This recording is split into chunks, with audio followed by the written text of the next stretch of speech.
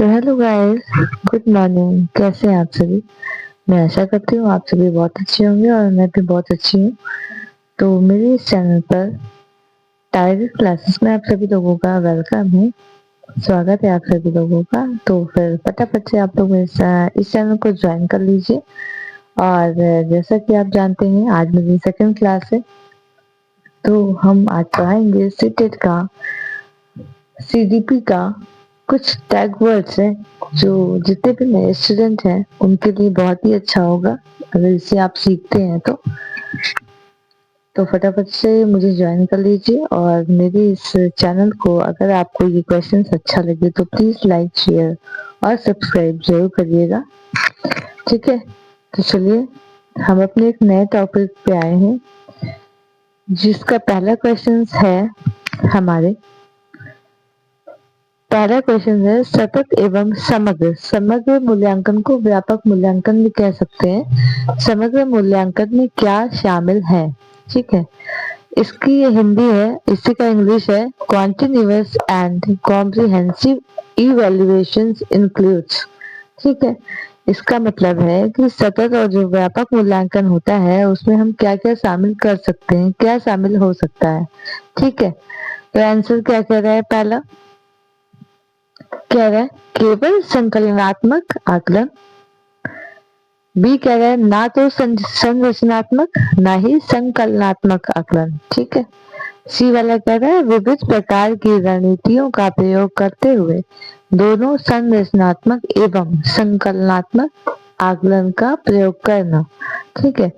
पहले तो सतत और समग्र मूल्यांकन क्या होता है हम ये जानेंगे कि ये क्या होता है।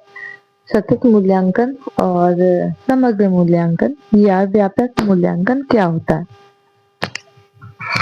ये और ये, ठीक है। देखिए सतत मूल्यांकन क्या होता है, जब भी हम एग्जाम में, आप भी जानते हैं कि बच्चों का एग्जाम होता है वो आजकल 4 सेमेस्टर्स में डिवाइड होते हैं, 4 सेमेस्टर्स में डिवाइड होते हैं, ठीक है। तो जैसे आपका यूनिट 1 हो गया, यूनिट 2 होता है, फिर आपका हाफ ईयरली होता है, एनुअल होता है। जैसे कि हम लोग जो वर्ष में, साल भर में जो हम लोग 4 इम्तिहान लेते हैं उसे लगातार हम सतत मूल्यांकन कह सकते हैं। और समग्र मूल्यांकन या व्यापक मूल्यांकन क्या होता है, जिसे हम क्या करते हैं कि जैसे साल भर में एक बार अगर हम लेते हैं तो बच्चे को यही नहीं पता होगा कि हाँ क्या पढ़ रहे हैं, क्या पढ़ाया जा रहा है, तो इससे बच्चों का आकलन नहीं किया जा सकता, इवैल्यूएशन नहीं किया जा सकता। इसीलिए हम समग्र मूल्यांकन को और सतत मूल्यांकन को शामिल करते हुए हम लोग एग्जाम 4 बार लेते हैं, जिससे बच्चों की रणनीति बहुत ही अच्छी हो जाए, बच्चों को क्या आता है क्या नहीं आता है ये भी हमें पता चल जाए, ठीक है। तो इसमें ये पहला वाला केवल संकलनात्मक आकलन, तो जहाँ पे टैग वर्ड्स भी हम कुछ आपको बताते हैं सीडीपी में। सीडीपी में जो केवल होता है, केवल ये हमारा टैग वर्ड, मतलब जो इंक्लूड होता है केवल, ऐसे क्वेश्चंस को हमारा सीटेट नहीं रिकमेंड करता है। ये वाला क्वेश्चन हमारा गलत कहलाएगा जहाँ पे केवल लग जाता है। और जैसे कि अगर हम जानते हैं ना तो संरचनात्मक और ना ही संकलनात्मक आकलन, ठीक है। ना तो जो इसमें लगा है, हम ये नहीं कहते हैं कि सारा गलत होगा, लेकिन बेसिकली ये गलत होता है। थर्ड वाला कह रहा है विविध प्रकार की रणनीतियों का प्रयोग करते हुए दोनों, ठीक है। मतलब हमें एग्जाम भी लेना है, बच्चों को कितना आया है, बच्चों ने कितना समझा है, कितना नहीं समझा है, ये तमाम चीजों को हम लेते हुए एक रणनीतियां बनाते हुए दोनों संरचनात्मक और संकलनात्मक आकलन यानी सतत मूल्यांकन यानी कॉन्टिन्यूअस और कॉम्प्रिहेंसिव इवैल्यूएशंस इंक्लूड कर सकते हैं, ठीक है। तो उसे ही हम सतत और व्यापक मूल्यांकन कह सकते हैं, ठीक, क्योंकि हम उसे वर्ष में, साल भर में 4 एग्जाम लेते हैं, जिसकी वजह से हमारे बच्चों की रणनीति अच्छी बनती है। इससे हमें इवेलुएट करना बहुत आसान होता है कि बच्चों को क्या आता है और क्या नहीं होता, क्या नहीं आता है। तो यही सतत और समग्र मूल्यांकन होगा। आई होप ये आपको अच्छा लगा होगा और समझ में आया होगा। तो ठीक है, आइए हम नेक्स्ट क्वेश्चन की तरफ बढ़ते हैं। हेलो गाइस, तो आज हम के सेकंड क्वेश्चन की तरफ आते हैं। और जैसा कि हमारा सेकंड क्वेश्चन आप देख सकते होंगे, क्या लिखा है। एक समावेशी कक्षा में शिक्षक को क्या करना चाहिए। पहले तो आप समावेशी कक्षा जान लें क्या है। इंक्लूसिव एजुकेशन जहाँ पे होती है, जहाँ पे आपके बच्चे थोड़ा सा अभावग्रस्त भी रहते हैं, कुछ बच्चे मतलब चल नहीं पाते हैं, या फिर कुछ थोड़े से दिमाग के कम होते हैं, ऐसी कक्षा को समावेशी कक्षा बोला जाता है। तो समावेशी कक्षा में अगर आप एक शिक्षक हैं तो आपको क्या नहीं करना चाहिए। देखिए, पहली बात तो आपको मोटिवेशन करना चाहिए, चाहे बच्चा कैसा भी हो, लेकिन आप उन्हें हमेशा मोटिवेट करेंगे पढ़ने के लिए। तो आप उन्हें मोटिवेट करें समावेशी कक्षा में। इसका आंसर पहला है, अशक्त अधिगमकर्ताओं के प्रति दया एवं सहानुभूति का भाव प्रदर्शित करना।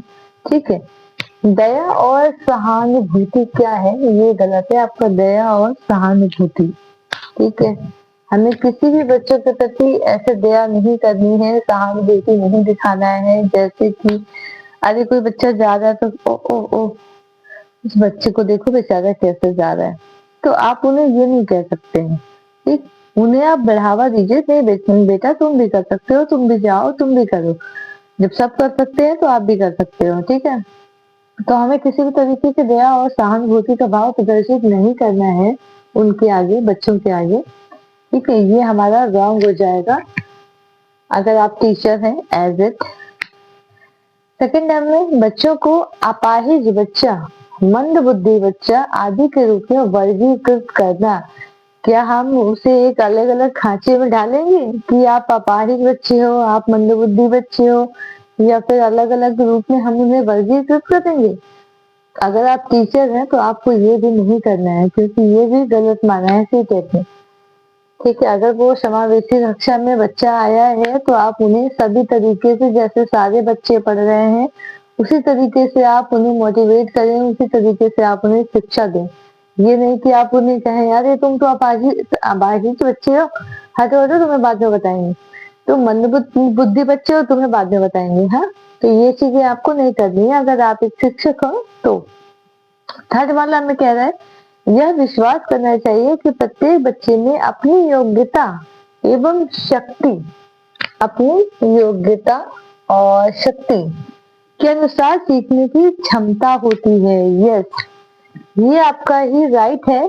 क्यों राइट है? क्योंकि यहाँ पर ये कह रहा है कि हर बच्चे में सीखने की अपनी अपनी शक्ति होती है, अपनी अपनी क्षमता होती है, अपनी अपनी योग्यता होती है। ठीक है, कुछ बच्चा बहुत जल्दी सीख जाता है, कुछ बच्चा थोड़ी देर से सीखता है।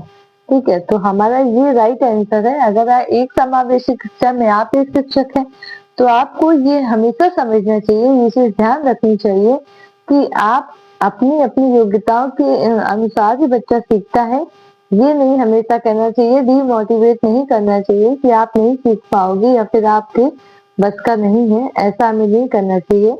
आपको ये पता है कि समावेशी कक्षा में हर तरीके के बच्चों को पढ़ाना चाहिए, हर तरीके से, चाहे वो जैसा भी हो। ठीक है, इसलिए हमें पता है कि योग्यता और शक्ति के अनुसार ही ध्यान रखते हैं कि बच्चा कैसा है, उसकी क्षमता के अनुसार ही हमें डिनोट करना चाहिए।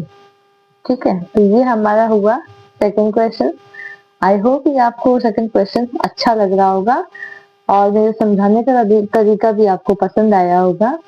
लेकिन अगर ये क्लास ज्यादा लंबी नहीं हो गई, इसलिए हम बहुत ज्यादा क्वेश्चंस नहीं ला रहे हैं, एक या दो ही ला रहे हैं। अगर आपको ऐसे और भी क्वेश्चन चाहिए तो आप हमें बताइएगा कमेंट्स में, हम आपको और भी क्वेश्चन प्रोवाइड कराएंगे।